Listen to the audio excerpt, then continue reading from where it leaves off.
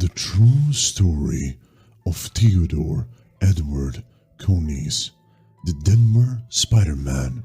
Theodore Edward Coneys was a frail and sickly man from an early age. Told he wouldn't live past his teens, he became somewhat of a recluse, avoiding the public eye and falling into poverty. By his 50s, he was homeless and wandering the streets of Denver.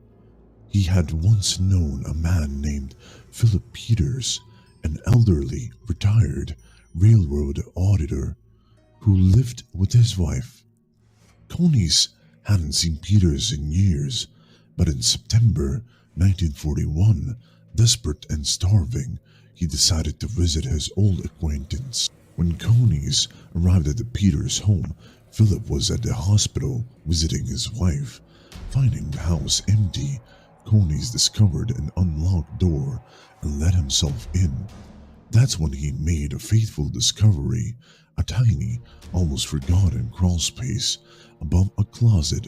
Coneys decided he'd stay there for weeks. He lived in total secrecy inside that cramped attic, sneaking down at night to eat food from the kitchen and wandered the house. Peters, confused by strange sounds and misplaced items, chalked it up to his imagination or aging mind. On October 17th, 1941, Coneys was out of his hiding space when Peters unexpectedly caught him near the attic door. A confrontation followed, and Coneys, fearing arrest and exposure, bludgeoned Peters to death with an iron stove shaker. He then returned to his hiding place, leaving the house locked and the crime scene with no visible intruder. The murder left the community baffled. There was no sign of forced entry, and the doors and windows were locked from the inside. After the murder, the house sat mostly vacant. Occasionally, neighbors reported hearing noises, but police found nothing. For months, the case went cold.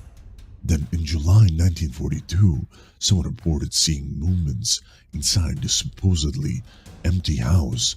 Police investigated again, and one officer noticed the closet door slowly creaking shut. Inside, they discovered a panel leading to the crawl space. What they found was horrifying. Coneys, filthy and emaciated, had been living above the crime scene for 9 months. The aftermath. Theodore Coneys confessed everything, and the press dubbed him the Denver Spider-Man because of the eerie, web-like secrecy of his presence in the attic. He was convicted of murder and sentenced to life in prison, where he died in 1967. The story of Theodore Coneys is a chilling reminder that sometimes the scariest things aren't supernatural. They're the real people hiding in the shadows, closer than you think.